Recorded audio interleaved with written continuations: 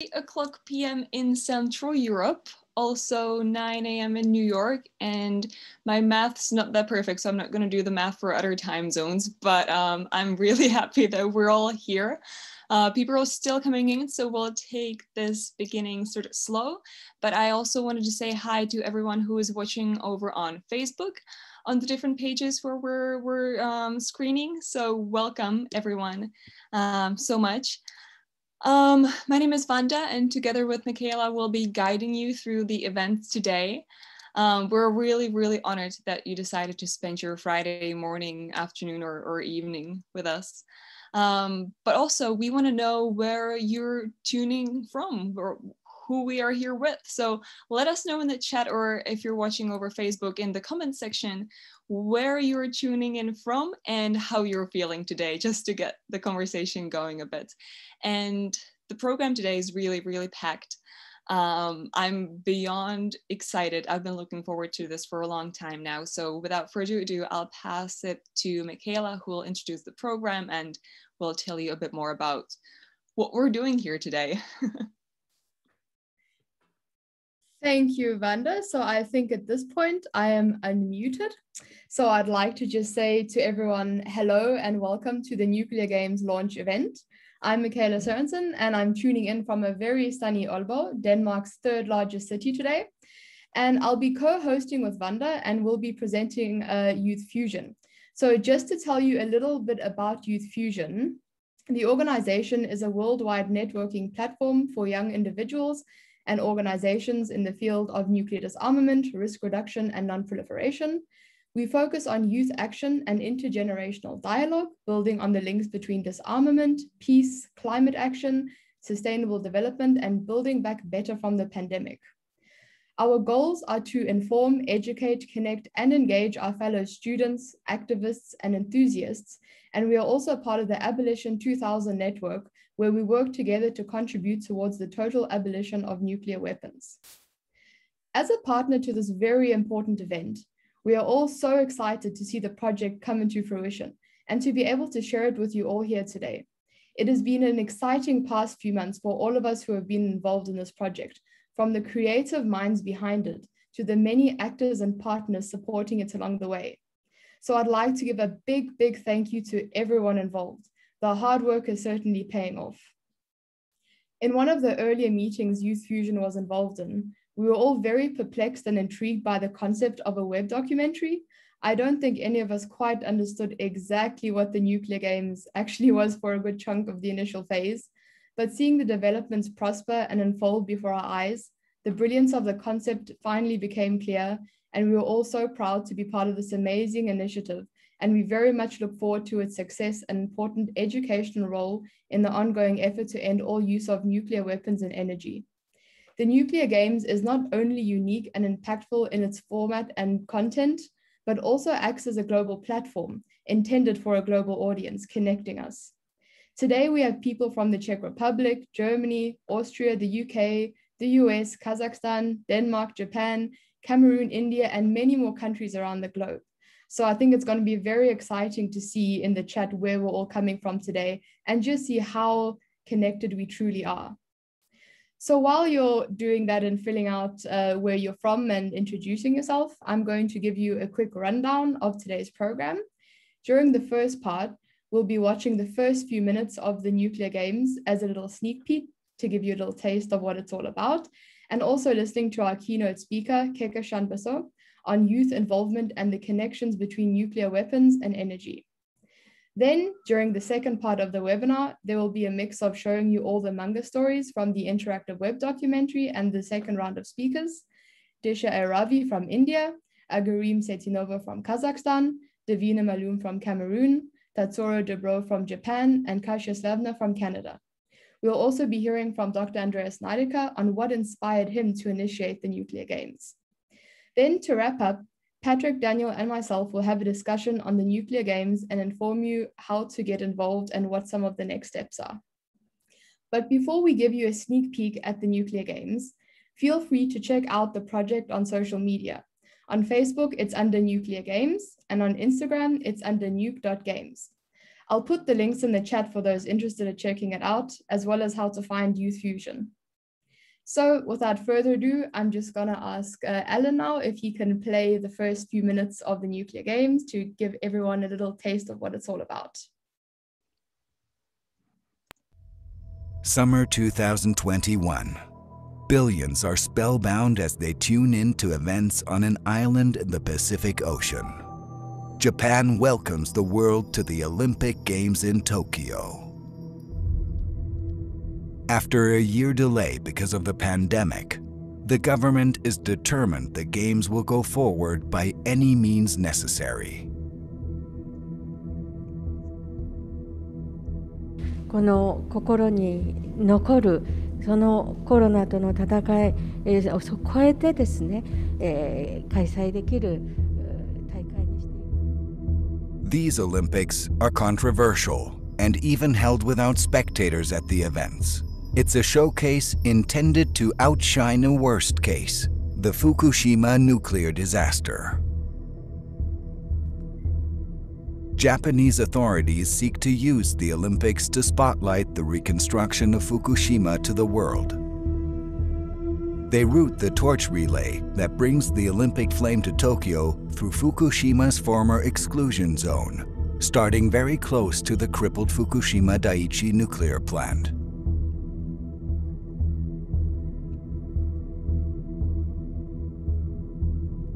A newly built Fukushima stadium hosts Olympic baseball and softball games. The Japanese Foreign Ministry actively sponsors reporting by international news agencies to help rehabilitate the Fukushima region's image in the wake of the disaster. 今回復興五輪という This edition of the Olympics is called the Reconstruction Games. This is an opportunity to show how we are rebuilding ourselves, show the good products and the beautiful landscapes of the areas that were hit, and share their splendor with people around the world. The message is clear. Fukushima is back to normal. Paint Japan as the victor, not the victim. Forget nuclear disaster. Again. It happened before, in the 1964 Tokyo Olympics. Japan proudly portrayed itself as a modern industrial nation. With its own nuclear research program. Resurrected from the ashes of nuclear disaster in Hiroshima and Nagasaki. Disasters that were never really processed. Bread and circuses, using high-profile entertainment to repress nuclear horrors. Japan is far from alone in this. The whole world is turning a blind eye to nuclear disasters, which have touched every continent on Earth.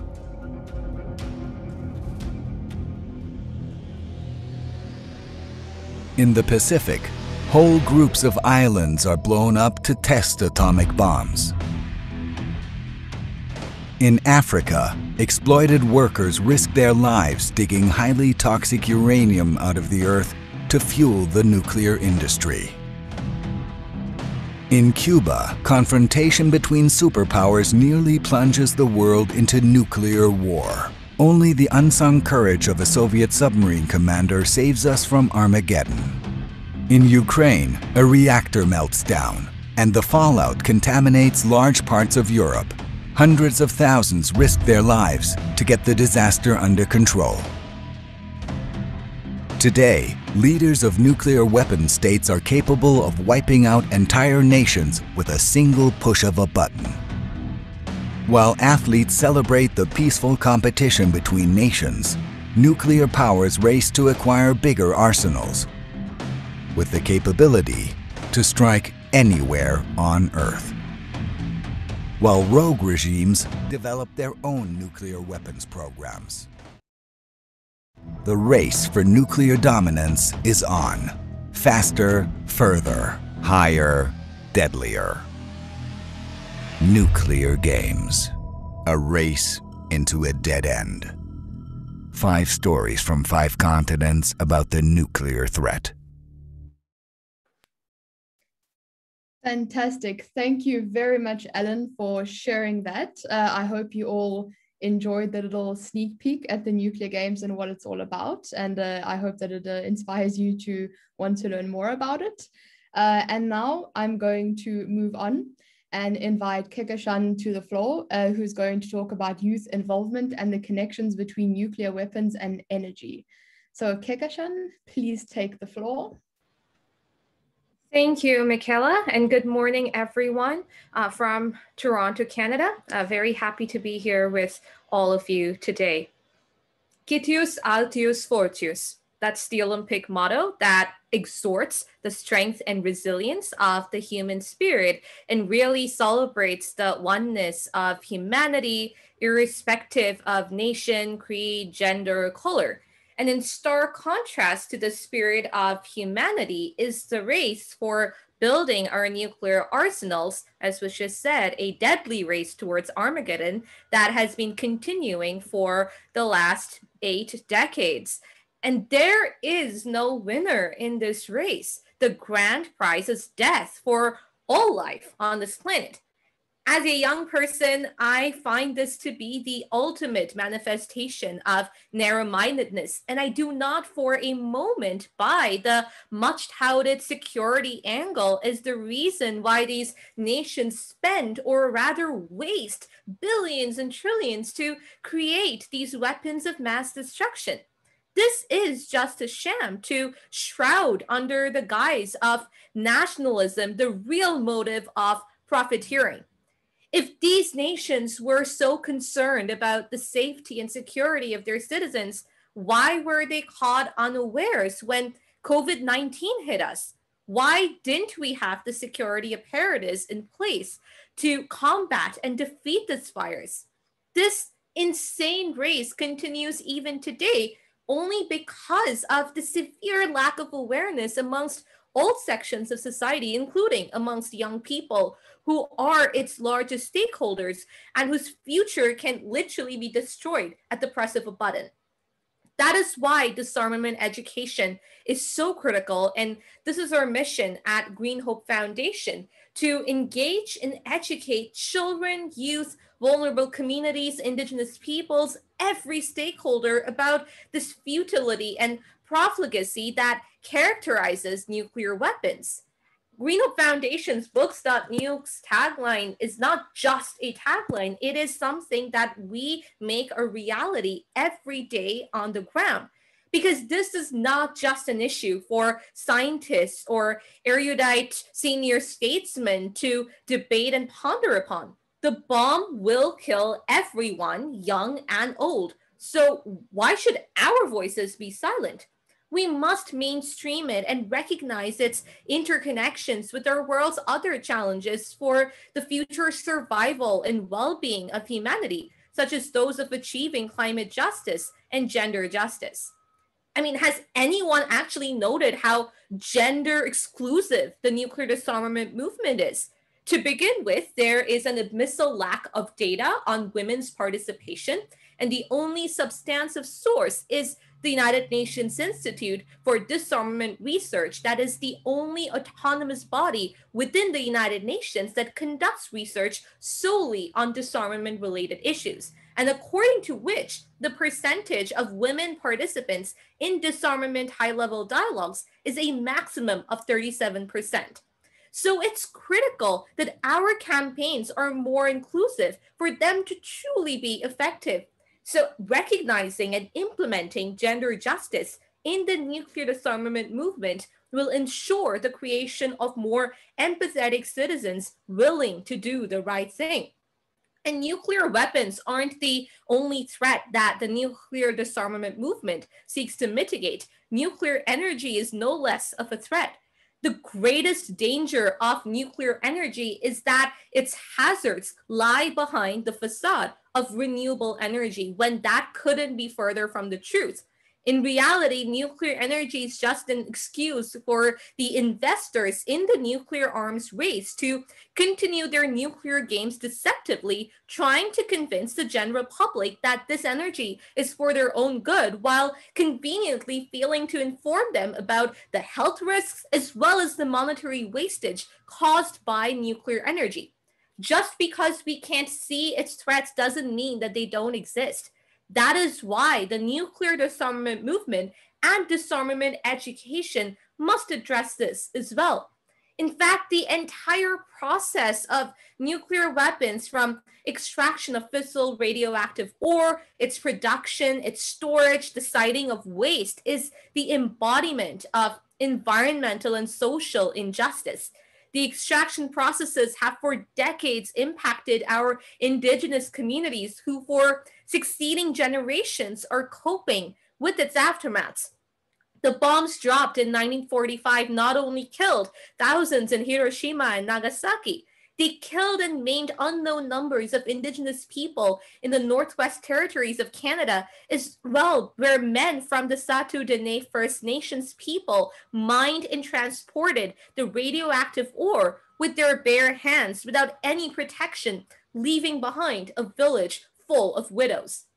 This is the message that we take to schools, universities, and to rural communities, to remove the cloak of secrecy beneath which this armament industry thrives.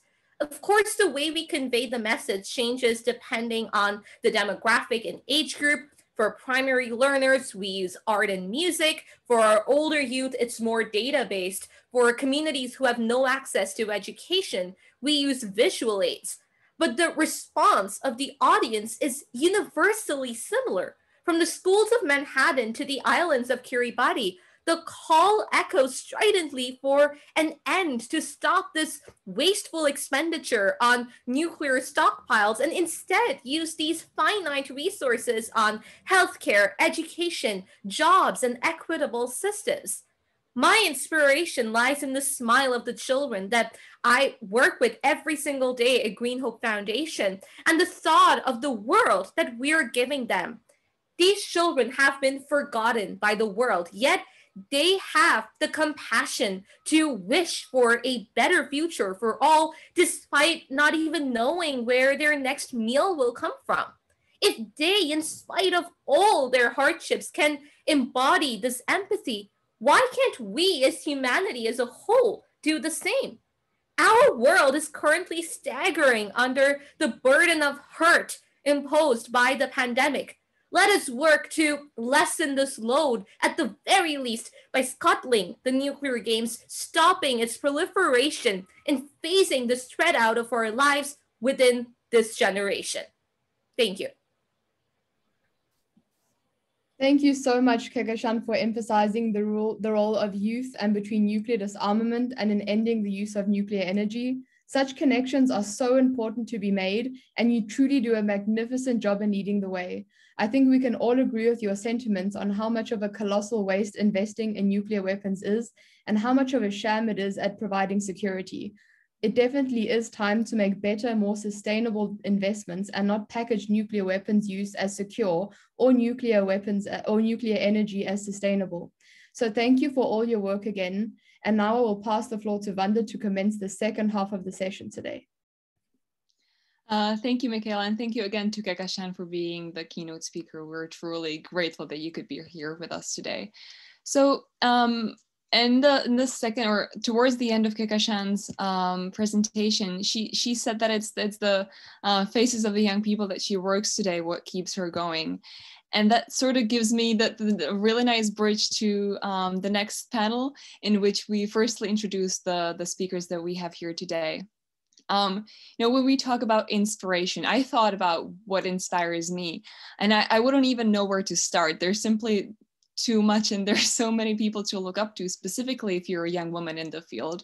There are and were some truly fantastic women in the fields of sustainable development and security and peacemaking and disarmament, from my personal hero, Berta von Suttner, the first woman who ever received the Nobel Peace Prize back in 1905, I think it was, to the countless really inspirational women who I was so lucky to work with or meet through my work in this century.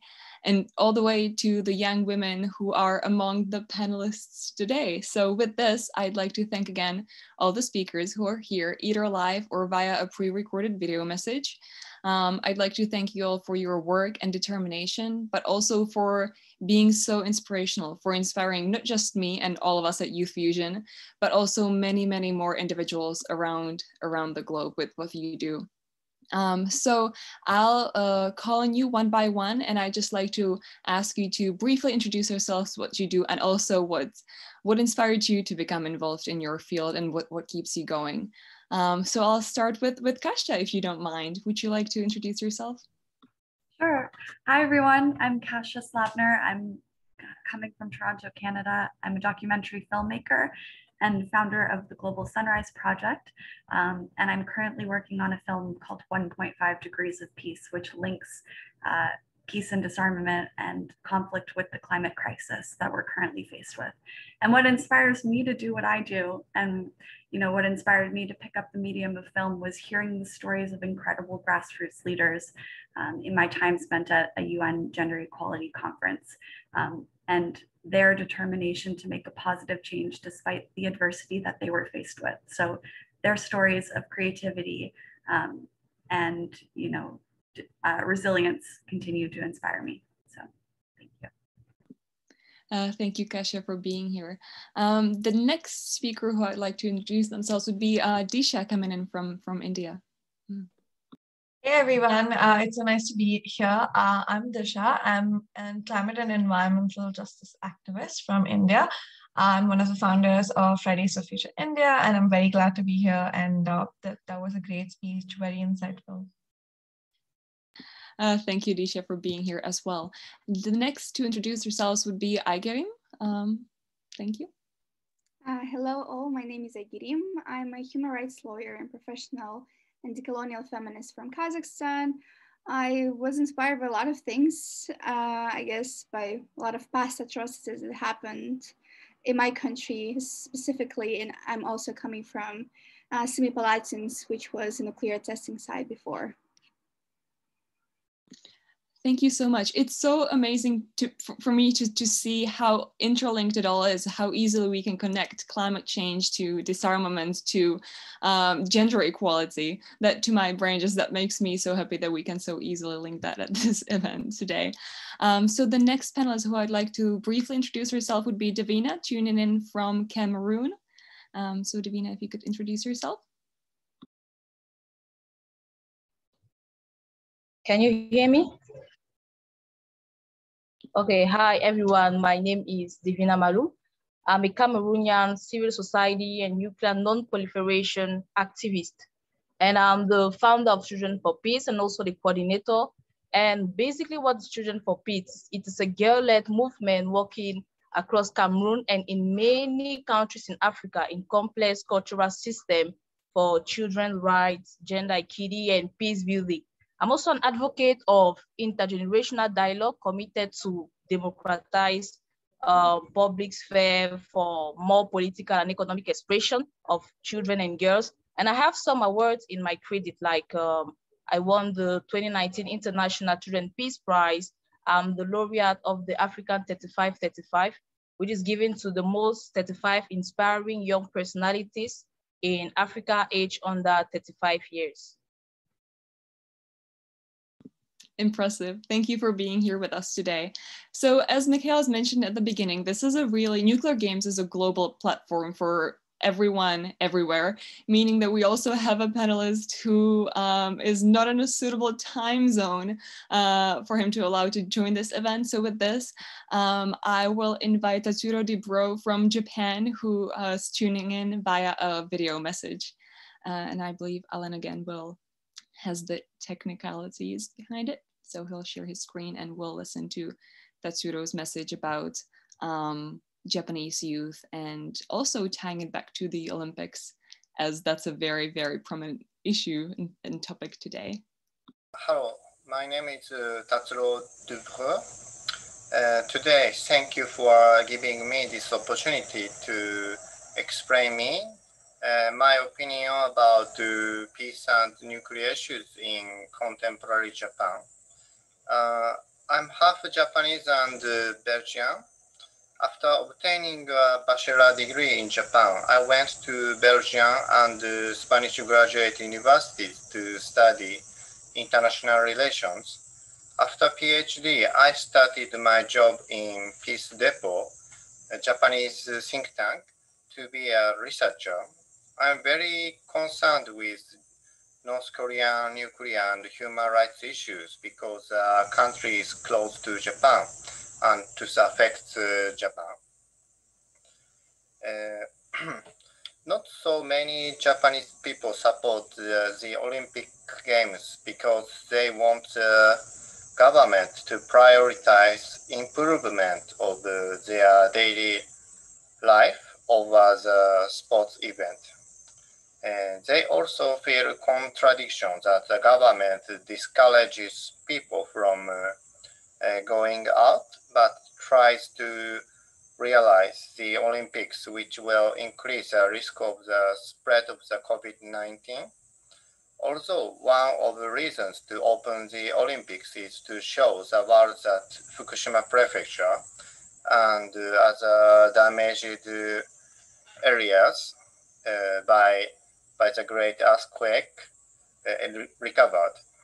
I feel the objective was left behind owing to the COVID-19. Regarding the nuclear weapons, I do not have specific data, so I do not know what the young Japanese people think. Young people are not so interested in the topic because it is outside of their daily life. Nuclear energy is either because Japanese electricity is mostly from thermal power generation. The biggest obstacle for peace movement in Japan is people's indifference.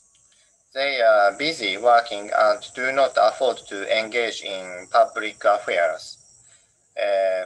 Peace activists' mission is to awaken them by explaining peace issues patiently and interestingly. When I was a child, I liked comics. I happened to read a comic which describes the atomic bomb dropped in Hiroshima Prefecture and the local people's experience at primary school. The comic's name is Barefoot Girl. This one. The comic was written by a comic writer from Hiroshima Prefecture who experienced the atomic bomb when he was a child. I had a pain in my chest when I read the comic, but I learned how cruel nuclear weapons were. The comic is translated into many languages, so I recommend you read them in your mother language. The more people are interested in nuclear weapons issue, the more hesitant politicians in the world become to use nuclear weapons. I hope many people will watch trailer and strengthen the anti-nuclear trend. So we thank you, Tatsuro, hoping that you'll watch this tomorrow when you wake up, for sending in the video message. Tatsuro in his speech touched upon something that we at Youth Fusion deal with almost on a daily basis. Why young people seem to be not as interested in the field of disarmament or nuclear disarmament specifically. And it almost always goes back to the fact that they are not well educated on this enough. Even those who study international relations or global governance or similar field in universities, we just don't hear about these stories enough. And when we do, it's in the form of a super boring academic article that no one properly reads anyways. So I hope that nuclear games will help us change this and will help us get more information out to the young people and get them interested, because it's been one heck of a ride so far. So, and also just following up on Tatsuro's message, I'm glad to announce that Nuclear Games will also be available apart from the English and the German languages, also in Japanese, and that should be published by the end of the summer. So there is something to look forward to. So now, without further ado, now that you know all of our panelists and you've heard the first 4 minutes of Nuclear Games movie, it is time to dive into what we all actually came here for.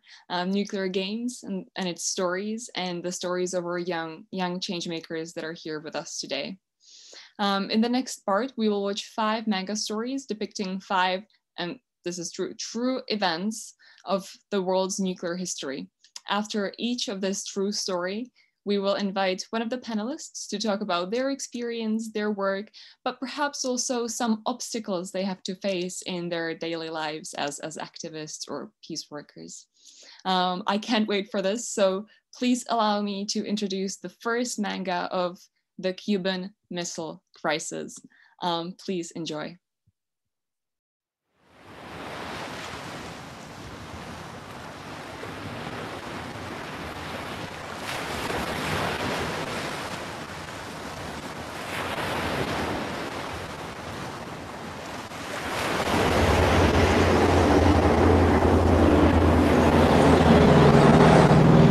A strict quarantine on all offensive military equipment under shipment to Cuba is being initiated.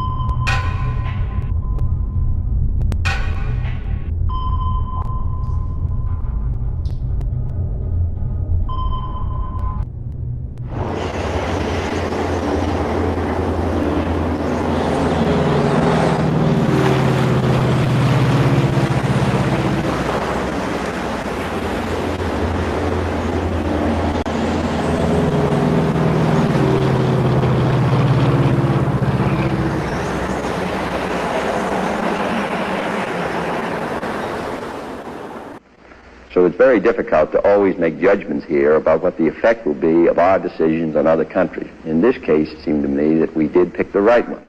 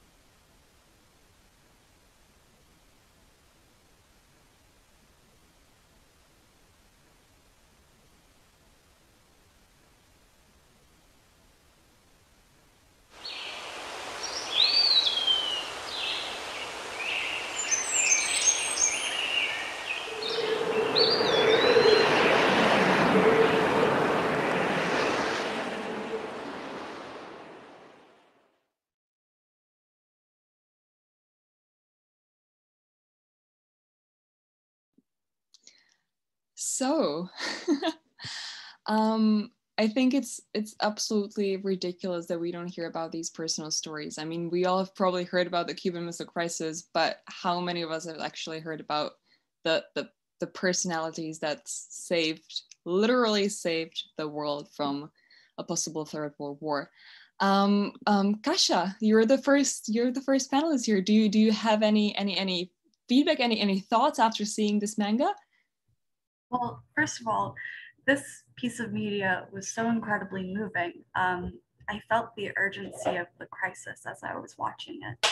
And reflecting on the Cuban Missile Crisis as a Canadian student, we were taught about it in school. And like you said, we're not taught these personal stories. We're only kind of taught dates. We're not taught about the consequences and the impacts of events like these. In a history class, and we're also not taught about the ever-present threat of nuclear weapons. The way we frame history is that it's past and gone, but we're I believe 100 seconds to midnight even today, and so this is a concern that affects, like the climate crisis, affects our youth, but we're not seeing that youth engagement around the threat of nuclear war and nuclear disarmament. And so this piece of media really helped me reflect on that and solidify that. We've seen quite a strong amount of momentum, for example, with the Treaty on the Prohibition of Nuclear Weapons, but I think as youth, the work is not over, and we still need to pressure governments who have not signed on to that treaty to join. So. So you're a filmmaker. You're working quite hard on the mobilization of youth. So my next question is, what is so powerful about the medium of film? Why did you choose film as your way to express what's on your mind and push us to do the right things and think about the important issues? Yeah, well, my decision to use film as a medium for my activism came from a sense of powerlessness and overwhelm that I felt watching the news as a young person who cares about the world around me, but also as somebody who struggles with anxiety. I realized that there had to be a better and more empowering way we could use media to highlight the pressing issues that were taking place in the world. I also know that film is a really evocative way to create a deep emotional connection to a cause.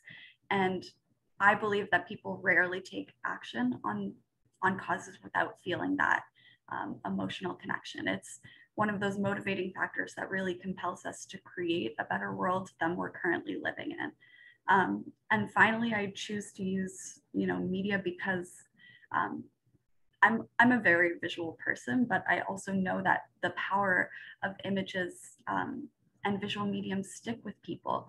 We may not remember all the facts, but we do remember the feelings that we gain from watching films or seeing photographs. And eventually that sparks us to learn more about the issues. So that's what kind of motivates me to use film. Interesting. So if you were asked about the impacts of film and the impacts that film have, would you say that it's the emotions that what movies make you feel? I think that the emotions help us get even more informed. So yeah, it's two-tiered. Like, you can start watching a film because you're really interested in learning more about a subject, and I think that great films really leave that emotional resonance with you. And through my, films personally, I hope to leave people with a feeling of inspiration and motivation to take action, because there are so many pieces of media that do a really great job of, doing justice to the scale of the issues at hand, but also presenting opportunities for action. So yeah, I think it is that emotion, and also it is a really, immersive way to get educated. Wonderful. So thank you, Kasha, so much for being here with us today. I see that someone's already linked one of your movies into the chat. If there's something else that you'd like to share with our attendees, please do so in the chat. And in the meanwhile, we'll move on to the second manga, which takes place in Niger, in Africa. Needs no introduction. You will see everything in the manga.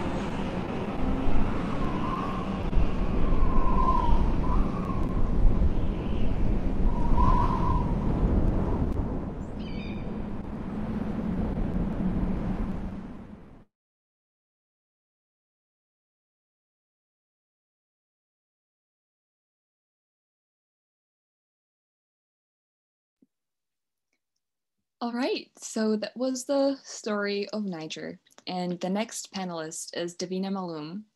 So Divina, we've just watched, again, a powerful story. Do you have any comments on the uranium mining in Africa and the story we just saw? Do you maybe think that young people in Africa might feel exploited by some of the Western or Northern influences there? So first of all, the cartoon, it's a very nice cartoon and it really demonstrates the situation in Niger. So now, first of all, Niger is a West African country that became independent from France in 1960. And from 1960 to the present, actually now, Niger has undergone 8 coups d'etat, which with the implication of France in many cases. And basically the economy of the country is inefficient and poor compared to those of other countries. And there is a high risk of terrorist attack. However, Niger is, it ranks among the top 4 uranium producers in the world. And as a country struck by poverty and exploitation of uranium, is considered by the government like a blessing, and naturally the government strongly supports the activity. Basically, mining companies are notorious for their lack of enthusiasm for the environment and quality of life. And their policy is simple: exploit the fossil deposit at the lowest cost and often to the detriment of indigenous population. So in Africa, almost all of the mining operators areas are of the Western origin. For example, there's France, there's Japan, there's Spain, there's China, North Korea. And in Niger since 1968, 2 ad hoc Franco-Nigerian companies have been created. That is, there is the Somer and the Cominac. And the Somer, basically, it is owned by a French company called Areva, and it is at, I think, 63.6%, and by the Nigerian state company at that is called Sopamine at 36.4%, and also Cominac is owned by the French company Areva at 34%, and Sopamine also by the Nigerian, and also the Japanese company Earth, and the Spanish company Enusa. And you know, in 2011, in addition to the mines of Somer and Cominac, other companies called Somina has been created, and it is owned by the China National Nuclear Corporation at 37.2%, also the Sopamine, the Zijoy at China, and also the Kores at the Korean National Company at 5%. So, you know, the Nigerian government has issued a minimum of 139 uranium licenses of exploitation to Europeans, Asians, North American, and Australia's company to operate in the region of Agadez, situated in the north of the country. You know, by doing so, it leaves the door open to health, humanitarian, and environmental catastrophe. And in the northern Niger, when we talk about the Tuareg country, nomadic herders are asked to leave to make way for the miners who are interested in uranium mining. You know, sorry, these licenses are located in the greatest opacity and at the detriment of the local population. It would obviously have increasing consequences for this pastoral and oasis population. You know, the loss of their lands have increasing consequences for their pastoral, in one word, their means of existence and subsistence. All of this is also threatened with serious pollution, judging by the effects already observed in several areas in the region of Agadez. And there are also tens of thousands of economic refugees come to swell the bukukis of mining towns, living off their waste, and the water distributed by the mining companies is not drinkable, and the epidemiological state is deplorable. This social problem is becoming a nightmare for the people with the new uranium rush in Niger. And also, in addition to the companies of Cominac and Somer, respectively in the towns of Kehkashan and Arlit, have already exhausted 70% for 38 years. Now they lack water resources and they plan to use a 30-kilometer pipeline and move their pumping to the west, that is to the Agadez sandstone water table. Thank you so much for this answer. I've personally learned a lot. So you and your organization and your colleagues are doing a fantastic job promoting disarmament, promoting these issues. If you had to answer, and this is a trick question, we have to answer, but what is so powerful about African youth? Because speaking to you, I can feel the energy, and it's fantastic to work with you. So what would you say? Okay, if since recent years there is an increasing awareness on the general topic related to mine exploitation and their negative impacts, given that children are sometimes involved as workers with their rights violated. It should be said that awareness must be tripled concerning the specific topic of uranium. Young people have not yet taken the bull by the horns. What is so powerful about the African youth is that it represents 60% of the population. African youth is a vibrant and innovative population. If all African youth or a great number of young people are informed, sensitized, and make up their minds concerning issues of mining, uranium exploitation, and their future, the societal transformation we want will happen. Yeah. Thank you so much. And then my final question to you, how to bring more youth from Africa to the conversation and to the table? Please, can you repeat the question? How to bring more young people from Africa to the table, to how to promote your work? How can we help you amplify your voices? Okay, I see. In Africa, several government and some civil society organizations are already embarked on the conversation on human disarmament regarding the growing phenomenon of violent extremism and radicalization perpetrated by terrorist groups. Though many people are aware of, the dangerousness of nuclear energy regarding the negative experience on the meaning in some countries like Japan and Hiroshima. So, however, the majority of the population think that the conversation related to the nuclear disarmament do not concern them. It do not concern Africa. Meanwhile, the majority of the population think that the conversation related to nuclear disarmament is basically in Europe. Meanwhile, they don't know that in the world actually we are living in an interconnected world and globalized, and where what happens somewhere affects us all in a manner or another.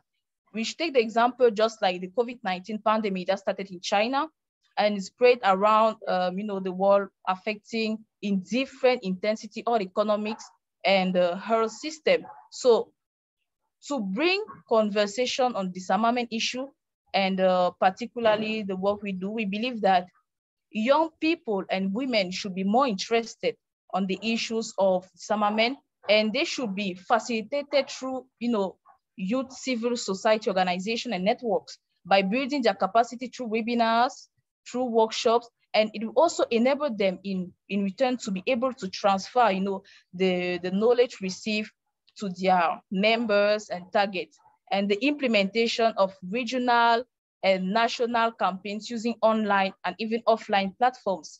Also flyers and projection will contribute to raise awareness and to involve young people in community advocacy for disarmament and nuclear non-proliferation issues, involving community leaders, local authorities, and even parliamentarians. Yeah. Thank you so much, Divina, for all your work, for being here, for answering my questions. I hope that Nuclear Games will help this cause, because it is promoting the different stories from the different continents and really trying to focus on the little stories. So I hope that we're moving in the right direction here. So from Africa, we're moving to Chernobyl. That's a very, very famous story.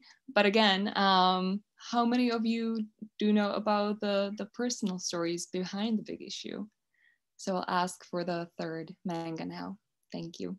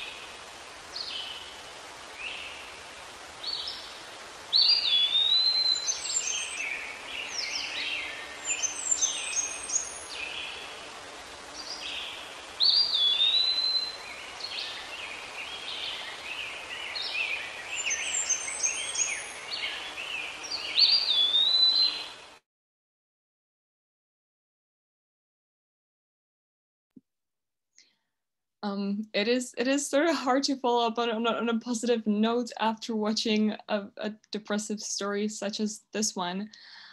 So I'll just ask our next panelist, Disha, for any comments on what we've just watched.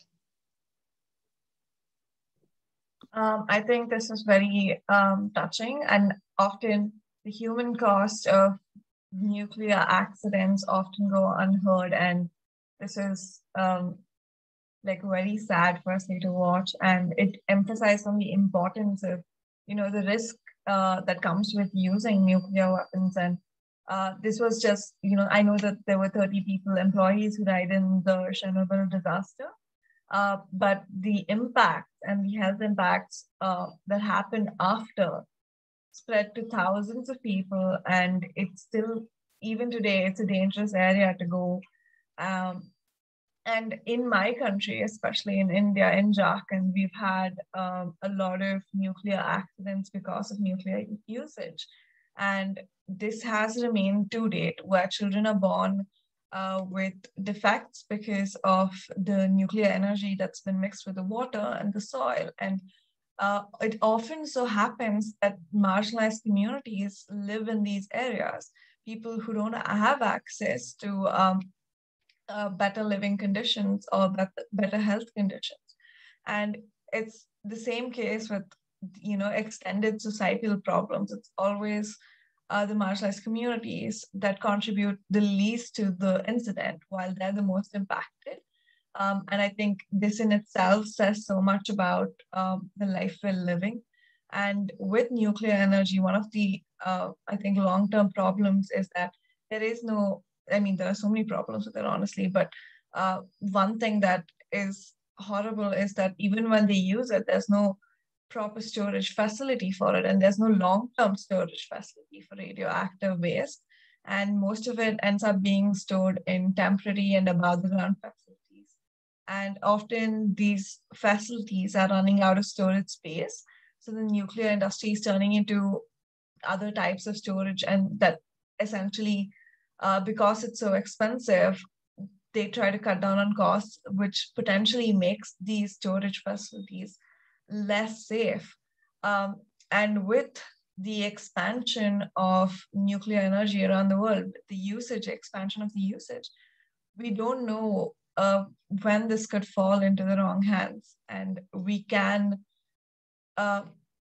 can fall into the hands of people who can misuse it. And this would cause great environmental damage as well as, human damage to people. And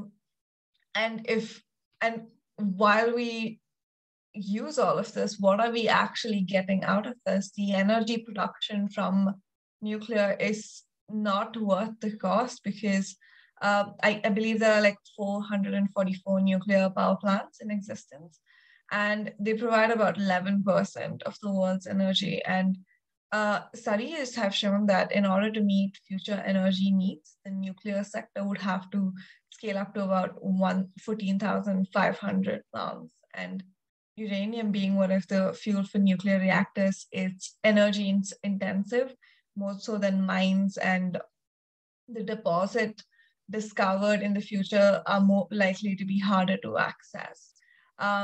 So even if they don't care about the environmental and human costs, which are massive, it doesn't make sense even economically, because at least they care about money, right? But even studies have shown that isn't worth the money we're putting in. So this is a serious conversation we need to be having, because it's causing huge impacts, most of which are negative. So I think I'm very happy that this conversation is taking place and more people are participating in this. Thank you, Disha. And of course, you're an extremely active person on this, on the whole climate change issue and so much more. So my next question to you is, how do you deal with sometimes a slightly oppressive government? Maybe hear a bit about your personal story, because I think it's incredible. So just share a bit about that, if you wouldn't mind. Yeah, I think my government is so bad that it's not just the current ruling party, it's every ruling party that's been before, and all the governments that are in power in both the state and the central level. I don't think that anyone have the concern of people on their minds, because everyone has in some way exploited the most marginalized communities, and they have shut down communities. What's happened now is that before, the thought of attacking a particular group of communities, like in this situation, Muslims are targeted a lot in my country. And before, they would do it. They'd still do it. They'd still target particular groups of the community, but it would happen behind closed doors. And now it's happening on streets. They are lynching people and they are arresting people, they're killing people. And because of how widely spread it has become, it becomes acceptable. And before, these thoughts were, whispered, and now it's okay. to be said out loud. It's not just okay, it's acceptable and it's the way of life. And I think that's how far we've come. People are being arrested for thought crimes. Being anti-national in this country, the qualification for it is very simple. It's just having a different opinion than the current government. You can, and then you automatically fall in the anti-national list, and you are punished for it. You are either arrested for it, or you are killed for it, or you are defamed for it. So all in all, it's not a great situation to be in, because every time we try to hold the government accountable, we are met with very violent backlash. And to be an environmental activist is a very political thing, because we're talking about land rights, we're talking about our right to clean water and air. And it's kind of tragic that the government considers asking for clean air and clean water and our land an act of terrorism, because I personally think it's an act of fierce love for all of humanity. And it's tragic that they don't see it that way. Thank you, Disha, so much for being here and for not stopping, even though there is a lot of barriers that you have to cross and a lot of obstacles that you have to face. We're deeply appreciative of your efforts and determination and your time for being here with us today. So from Chernobyl, we're moving to our fourth manga story in the Pacific on the Bikini Atoll. So I'll again ask for the fourth manga. Thank you.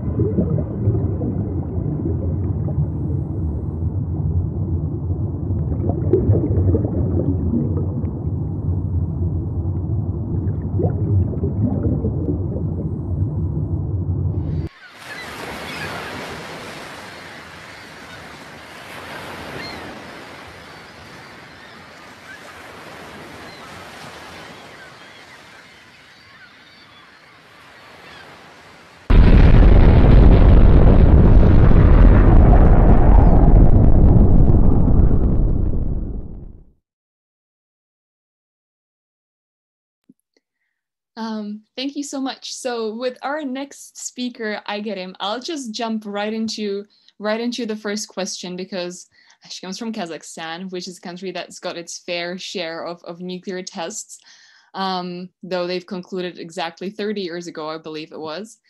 So Aigerim, do you believe there is such thing as a generational trauma of nuclear testing? Obviously, the effects are still there. We can still meet people that are directly affected by it. So what are your thoughts on this? Thank you so much. And thank you so much for inviting me here. It's my great pleasure. And I want to comment like one thing about the manga that we just watched. I think it's a great representation of nuclear settler colonialism and how the indigenous people's lands have been used for the purposes and how unfortunately was sacrificed. And I think that smoothly goes to what happened in Kazakhstan. And I come from Semipalatinsk, which was a nuclear testing site, like 100 kilometers from my city where I was born, was a nuclear testing site during Soviet Union and during Cold War. So I think that for me, it's very personal topic. It's not only professional. It touched me when I was a kid. To be honest, you don't know a lot about nuclear testing and about testing site that much. I mean, of course, people didn't know when it was happening. And I think that it doesn't go in line with the right of people to know the truth and then the rights of people to actually know the truth. And it doesn't go in line with that. I think that for me, I was always thinking about how it impacted my life, because from my childhood, I visited villages and I have a lot of relatives in the villages that were directly impacted by, unfortunately, by radiation there. And a lot of my relatives, they were born with some deformities and disabilities due to that radiation in the area.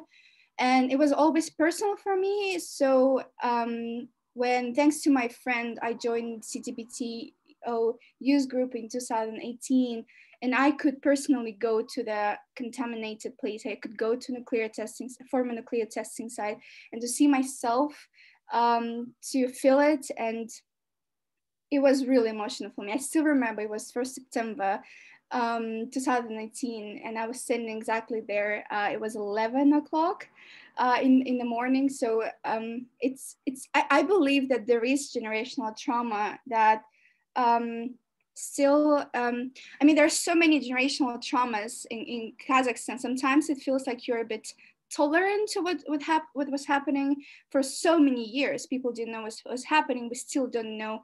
The reparations, unfortunately, are not that good, are not that, I think that not proportionately good for the victims and survivors of the polygon. I asked in my Instagram, actually, because I do work a lot with young people, but it's not that I usually work in nuclear disarmament topic. So, and it's not that we talk about that every day. So I decided to ask a lot of young people that I work with. So do you feel that there is any generational trauma? And especially there are a lot of young people from my city where I was born. And 100 people responded to my poll on Instagram. And from 100 people, 48 people said, yes, we have generational trauma, and 15 people said no. So I think that it kind of gives you a little bit of overview, right? What young people think. And it's, of course, it's really narrow sampling, but it gives you an idea that we still think about it. And it's not only about polygon. There are so many environmental crises that happen in Kazakhstan, shrinking of the Aral Sea, polygon, and everything happened during Soviet Union. And also I asked another question, but I will answer later. I think that generational trauma also links to, obviously, right to life and right to health. And it's very important. In this regard, I want to remind that International Covenant on Civil and Political Rights, in the General Comment 36, they emphasize that the use and threat of use of nuclear weapons is incompatible with the respect to right to life, and also how many people have been impacted and their right to health have been violated. And I think that for now, there are many survivors if we go back to the manga that we watched, they were forced to abandon their land. And during the time when in Semipalatinum the testing were taking place, some people still stayed in the villages that were nearby, and the wind blew to the direction of other villages, and radiation spread everywhere, and people didn't know that is happening. And also, I think that it goes to people wanted to stay in the place. They still live in these villages. They know how they have been impacted, how many cancer rates, how many cancer cases we can literally say, and how many cancer, another health problem that I can personally like count from my relatives that unfortunately encountered because of the radiation and because of the nuclear weapons testing. And I think that, and they can't really move, because if you move from that city, you will lose the pension and the money and other, I don't know, governmental fees that they give you because you're a victim and survivor of the polygon. So I think there are a lot of things that you have to unfold and you have to embrace when you talk about it. And at least for me, it is trauma. It's very personal trauma that kind of helped me to shape what I want to do in my life. And that's why I'm a human rights professional, because that's exactly human rights violations and my precise expertise in past atrocities and how, and memory culture, and how those events that happened, unfortunately still impacting us, and how the settler colonialism was impacting people in Bikini Atoll, for example. So I think that that's kind of the short answer to your question, and I hope I wasn't too long. No, that was absolutely perfect. And you built a nice bridge for me to ask the next question. Do you think that young people approved that Kazakhstan sort of gave their nuclear weapons away, or do they still wish that that Kazakhstan had their nuclear weapons there? It's an interesting question. I guess, I mean, young people, and I myself, I was born after nuclear testing site has been closed, right? And I can say from experience of my parents, for example, that for them, the Nevada Semipalatinsk movement, it was anti-nuclear movement, one of the biggest anti-nuclear movement that actually led to the International Day Against Nuclear Weapons. So that will be, that is celebrated on 29th of August, which is the day when Semipalatinsk nuclear testing site has been closed. And I think that when I say, because I work with civil society, and the mobilization of civil society and of all the people to finally raise awareness and to voice what was happening for so many years, for so many decades, it is just unbelievably amazing how people mobilized throughout the country. The peace movement was so amazing, and I think that that's one of the things that were young people like my mom and my cousins. They played a huge role there, just attending this peaceful protests, right? And how it shaped that we were the country that. Like we don't have nuclear weapons, but at the same time, I also made a poll on Instagram on that question, and 108 people answered. 91% people said no to nuclear weapons, and 16% said yes to nuclear weapons. 16 people said yes. So it's interesting how some people actually pressed it by mistake. So there are some errors in this, I guess. But it also gives the overview that young people don't want nuclear weapons. But at the same time, when we, in 1991, exactly, Vanda, you're correct, 30 years we don't have nuclear testing site is not working. But at the same time, we gave all the, we transferred all the warheads, nuclear armament to Russia until 1994. So we just gave them. So it's also Kazakhstan is in between Russia and China, those countries who have still have and possess nuclear weapons. So I think that at the same time, yes, I mean, they approve young people, but it's not that we are not feeling threatened, especially taking into account the trauma that was caused by it. So that's the main thing, I guess. And at least for me, unfortunately, the topic is of nuclear disarmament and all the topic related to semi-palating nuclear testing site is mostly in the air. I mean, people do not really talk about it that much. Young people, especially young people now, they do not know that much about it. It's not that we have it, it's in schools, and it's not a topic that usually come up in everyday conversation with other people. And but I still feel, and also not many people know how women have been impacted, how fertility rates have been decreased because of that, or you have the threat to have child with any type of disability as well. So I think that here,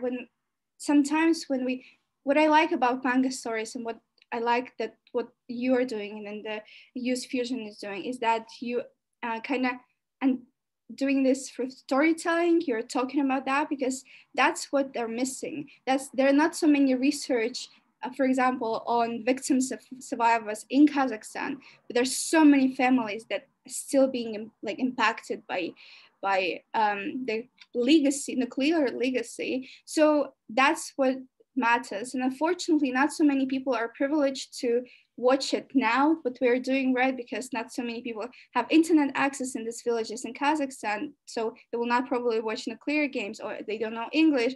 So I think that there are many where, for example, people like me and you and other people and other speakers here who can contribute, right? And I don't know, so many groups, CTPTO youth group, I know PND, what Abolition 2000, what those groups are doing, it's just unbelievable work on the fields, because I really believe in grassroots organizations.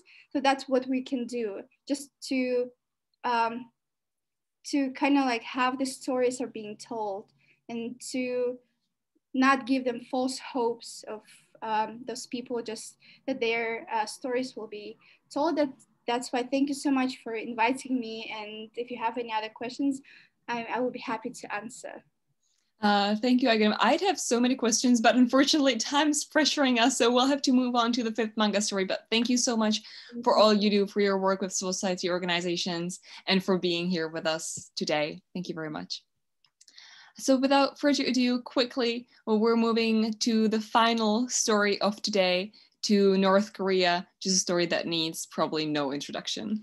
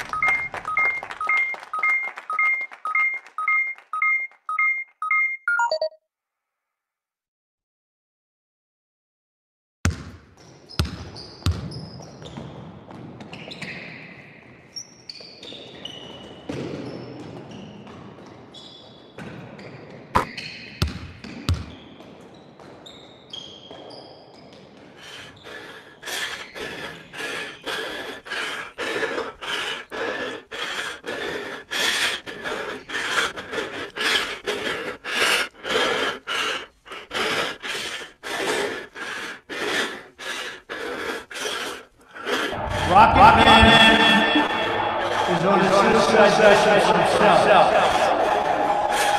and for his regime.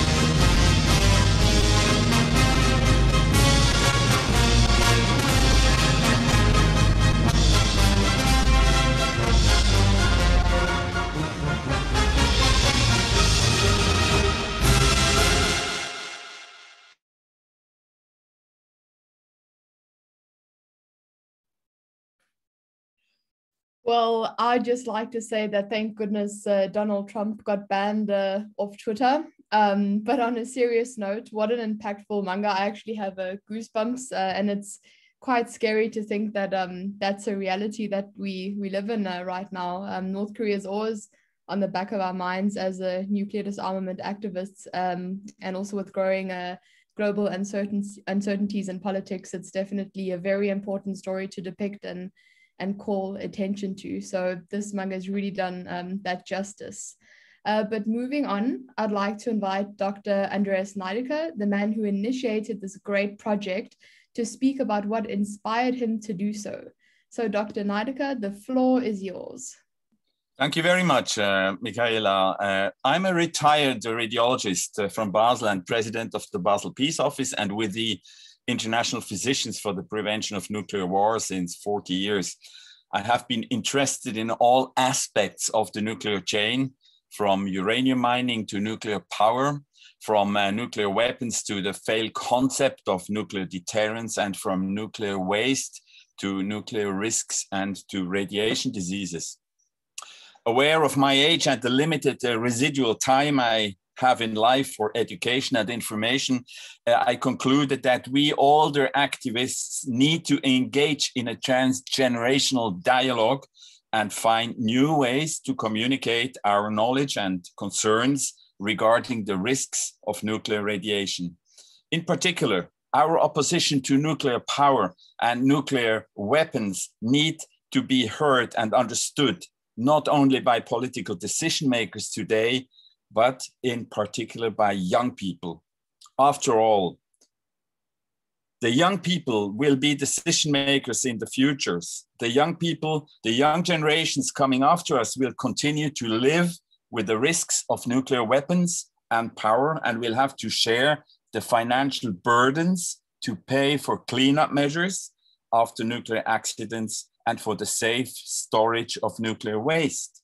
These expenses are coming up in the next generations, while we, the older generations, we benefited, so to say, from nuclear power, although we young and old people live in the risks. 3 years ago, I was alerted to Docmine Productions, a small dedicated company in Zurich. They are specialized in bringing issues to the public attention, which may be difficult to communicate, which may be forgotten, may not have made it to the mainstream media. and therefore not be known or easily understood by the public. However, many of those issues have still relevance today in discussions. I have furthermore learned that telling a story may be much more effective than giving a speech, trying to convince people by a sophisticated talk as a professor, what I am, or write and publish scientific papers, which are not read by many people. Easily understood stories are captivating and therefore involve the listener to, or the viewer to move. Those who may be vaguely interested may be attracted by a story. Sure, a complex, multi-aspect and perhaps boring topic as nuclear energy and nuclear weapons and all what is involved. Most people will never read a book about this. Recently, we remembered the Fukushima disaster 10 years ago, and 75 years ago, we had the nuclear bombing on the Japanese cities of Hiroshima and Nagasaki. Starting tomorrow, athletes from different countries will compete in a peaceful manner for medals and friendship during the Olympics. However, at the same time, some of the participating nations are engaged in a deadly competition for global superiority, just as the intro of the trailer showed. Most people are not aware of this global nuclear competition, and young people generally have other, more immediate concerns as education, finding a job, or socializing, which clearly is also important. So with my friends from Docmine, we have decided to create Nuclear Games, a tool specifically focused on younger social media avid audience, which gives valuable background on the history of nuclear power and nuclear weapons and the risks they represent for health and human security. We are confident that Nuclear Games will have the potential to raise the interests for both nuclear weapons and nuclear power. Difficult and elusive topics on one hand, yet on the other hand, of such influence for the future generations. In fact, the future of humanity depends on managing three major hurdles besides the climate crisis and global population growth. Getting rid of nuclear weapons is one of the big problems you guys have to tackle with. Thank you. Thank you, Dr. Nidecker, for all the hard work and inspirational words. Even though the reasons for your inspiration are quite scary and gloomy, it is so great that you're taking action and making a negative situation into a positive one as best you can. And what you and Docmine have done in regards to the Nuclear Games is really, really amazing. And what you've accomplished is just beyond me. So thank you very much again. And now I'd like to call Patrick and Daniel to the floor so I can ask them a few questions about the Nuclear Games to hear a bit more about the process. So Daniel and Patrick, are you guys, have your mics open? We are with you. Yeah, super. Well, the first question is posed to you, Daniel. So in your own words, can you tell us what the interactive web documentary is all about? This is a rather new concept to a lot of people here today. So this is our chance to fully understand it from a creator's perspective. Yeah, hi to everybody.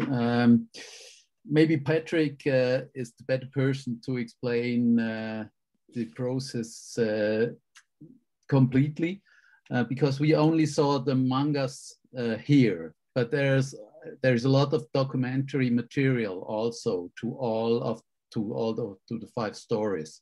So we have, for example, maybe the most interesting story is the bikini story.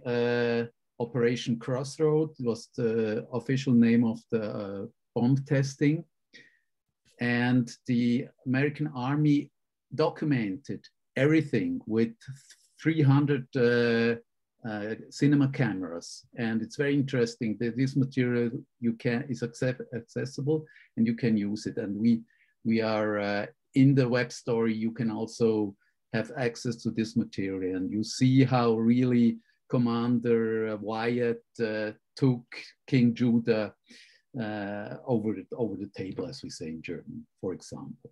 You have this documentary film material, then you have written texts by Michael Fischer, expert of nuclear energy and nuclear bombing. Yeah, Patrick, have I forgot something? No, I think you told everything that's important. It's basically the combination of story and fact. So what you have seen now are stories, and hopefully, you know, this story starts a process. You start thinking about something, and you want to know more about it.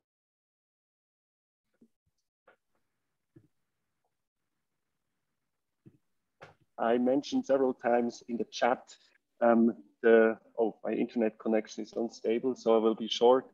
That we have this interactive documentary, and please check it out. And the thing is, you explore it yourself and on your own pace. So what Daniel just said, you know, you think that's too crazy to be true. But if you go then in the web documentary, you actually can see that all these things actually have happened. So we combined here you see just the manga stories. And if you scroll down, you will see that this is all, as Daniel said, documented. You can have a look at all these films in the different ways. So you see that there is truth to the story, and which it makes it even more, I think, more powerful if you see that they are really true stories. So please check it out, nucleargames.net.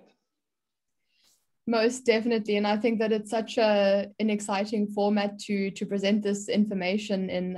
I've never seen anything quite like it before, so I think that will definitely attract a lot of people to check it out. And then the next question to anyone who would like to answer, could you tell us about the process of choosing the manga stories? Why are these stories so important to share? Well, at the time, we took the decision to use the Olympic metaphor: 5 continents, 5 rings, 5 stories on 5 continents. And then we did the research. What could be an interesting, little, personal, emotionally very strong story? And again, with the help of Michael Fischer, the expert, we found these 5, and we focused on it.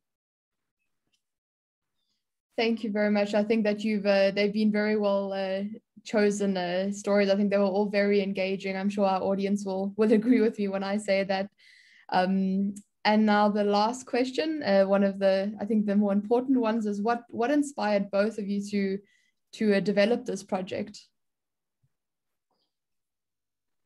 Well, I think Andy Nidecker, Professor Dr. Andy Nidecker, who spoke before, he initiated the project. So we are not activists. Daniel and I are storytellers, and we look for important historic stories which include a lesson learned for the present and for the future.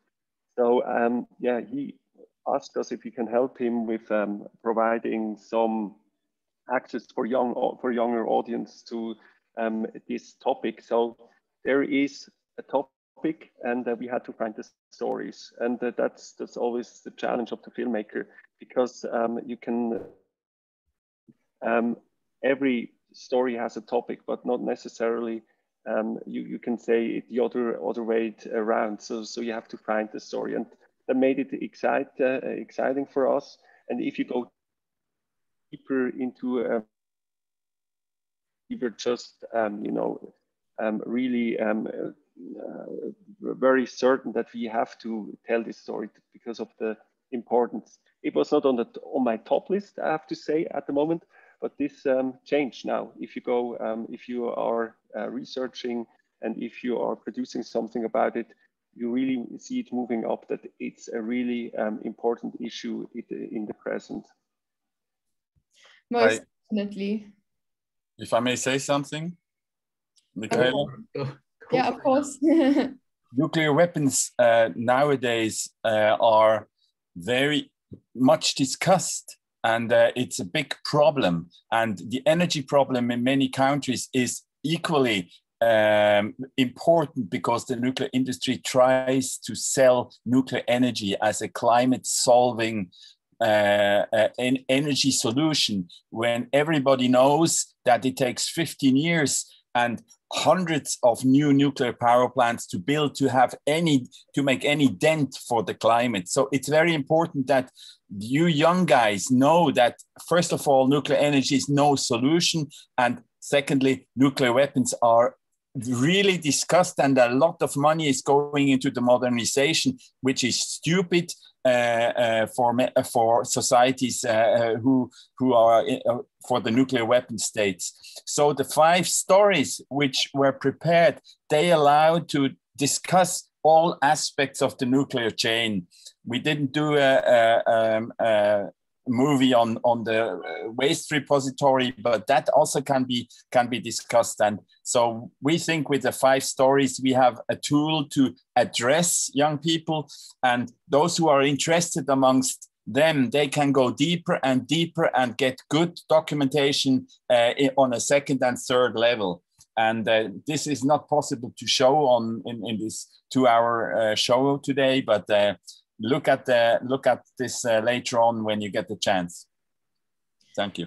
Yeah, most definitely. And I think it's so great that your vision was able to be executed so well by Daniel and Patrick. So well done. I'm very grateful to them.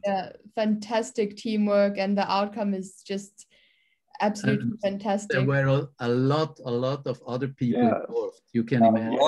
Really, film, it's a teamwork, but web documentary, it's really a collective of people. Yeah. And Patrick and Andy and me, we are here, but there were a lot of people involved. Give our compliments to all of them, and thanks. Definitely a round of applause for the whole team. My team. Fantastic. Well, thank you very much. Unless there's any more comments from anyone, I will pass the floor back over to Vanda, and she'll have a quick little follow-up with our panelists. So thank you very much again, and another well done to everyone involved. Thank you so much, and thank you also to all the attendees who are here with us till the very end, even though we were supposed to be finished by now. But I'm so pleasantly surprised that almost no one's left, and everyone's just eager to watch more and more. Well, we don't have anything else, but instead we'll do one final round of the panelists, and I'll just ask everyone to, in 1 or 2 sentences, give advice to maybe perhaps some young people in the audience who are thinking about becoming involved, but maybe are not sure how, are slightly hesitant. So what would you say to them? If we have Kasha here, perfectly, Kasha, your final words of wisdom. Thank you, Vanda. I just want to say quickly, thank you so much for having me. This has been a really enlightening and insightful session. I've learned so much from everybody else here. I would say that there are so many ways to engage within nuclear disarmament within our own respective fields. Like, we're seeing the diversity of, climate justice, gender justice, general peace issues. Like, there's so many ways to engage with nuclear disarmament and cross sectors.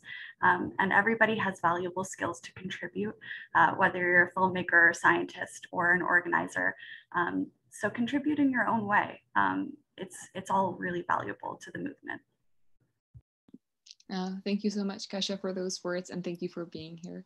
Next, I'd ask Disha to share her advice. Thank you so much for having me, Vanda. It was an honor to be here, and it was so insightful. I think one advice is, whatever you're working on, make sure that you create, even if you're in a movement, make sure to prioritize the collective and the idea before yourself, because you're working towards an end goal, and you need to create a movement that is bigger than you, or bigger than a small group of individuals, so that the idea lives on regardless of who leaves. So even if one day you leave the movement or someone else leaves the movement, the movement still carries on. And this is actually kind of beautiful because you know for a fact that what you build will sustain absolutely any kind of intimidation or any kind of anything that would come your way, essentially. So that's pretty much my advice. Thank you. I've got chills, you guys. Okay, Divina, if you're here with us, would you like to say some final words of wisdom or advice to anyone in the audience? Okay, so nuclear non-proliferation and disarmament issues are matters that concern us all, and young people have a pivotal role to play. Acting for peace is first of all a matter of heart, engagement, and patience. Regarding my experience and the experience of many children and girls I have been training and working with, I believe young people can make it. Everyone can start somewhere with or without consequently means. Every action counts. You may start by sensitizing your relatives, your friends, and even parents on the importance of peace building. Concerning my own experience, I have started my commitment at 11 years old, and I believe if I did it, you too can do it more better. Thank you for your kind attention. Thank you so much, Divina. And finally, Aigerim, for your advice.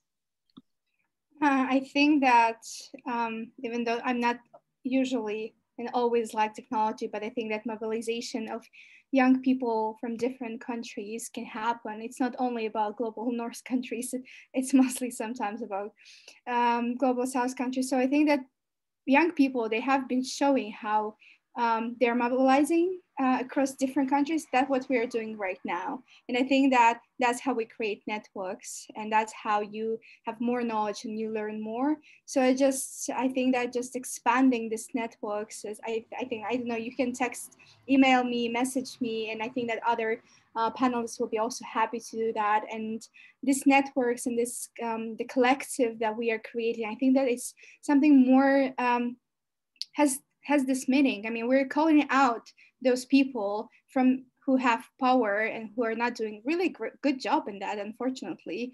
So I think that young people are just, we have the power, we got the power, and let's do that. And just, and also let's do it together, as Disha already said, like don't prioritize yourself. It's about collective. That was actually the third group of human rights have been doing, like the solidarity and the sisterhood and brotherhood. That's how we can do that, mobilizing and networking and doing that through online. Unfortunately online, but we can do it right now.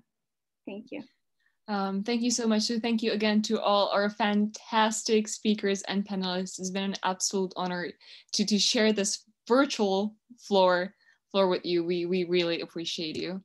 You know, when Youth Fusion got this opportunity to partner up on nuclear games, we were so excited because it happens so often that one of us is at a conference or a webinar or somewhere and we're the youngest person there. And then the second youngest person is like 30 years older than we are. So we see nuclear games as a really a great way to change that and to get even more young people engaged. So thank you everyone for celebrating this with us, for supporting us, for watching the Nuclear Games movie and engaging with the video book, and of course for spreading the word. And just remember that we're just getting started. So with that, I'll pass it over to Michaela to conclude this session. Well, I will spread out more thank yous for everyone who has attended and to our very highly inspirational speakers. And we hope that you've enjoyed getting a little bit of a taste of what the Nuclear Games is all about. And we hope that you're intrigued by it. I sure am. I think I'm going to be spending hours upon hours exploring the webpage. And Youth Fusion and all the supporting partners involved in this project really hope moving forward that we are able to inspire people from across the globe to stand alongside us and work towards a nuclear weapons-free world, because that's really the ultimate goal of what we're doing. And the Nuclear Games is such an amazing medium and tool in educating people globally on this topic. Nuclear weapons and energy endanger all of our lives and have devastated many lives in the past, as the web documentary conveys. So we hope that the Nuclear Games will have a significant impact on many people's lives and inspire them to take action. and as Kasha said, will stay with us for a long time in our memories, as it evokes so much emotion from all the mangas. I personally think it's such a dynamic and effective way to learn and to be inspired to get involved. So please spread the word. Don't just leave and put it in the file 13 in the back of your mind. Give the Nuclear Games a shout out on your social media with hashtag Nuclear Games. You can hashtag us on Facebook, Instagram, LinkedIn as well, and tell your friends about this cool project. Tell your family. Just get the word out there, because it's a static forum where you can go on and anyone can access the Nuclear Games from any part of the world. And again, I will post the social media links real quick in the chat to both Nuclear Games and Youth Fusion. And furthermore, the video book will be free for the duration of the Olympics period this year. And Patrick, I think if you could share your screen and show people how to access that. And we'll also be sharing this information on our emails after the event. So I think after the weekend, you'll be getting the promo code so you can access all this amazing content for free.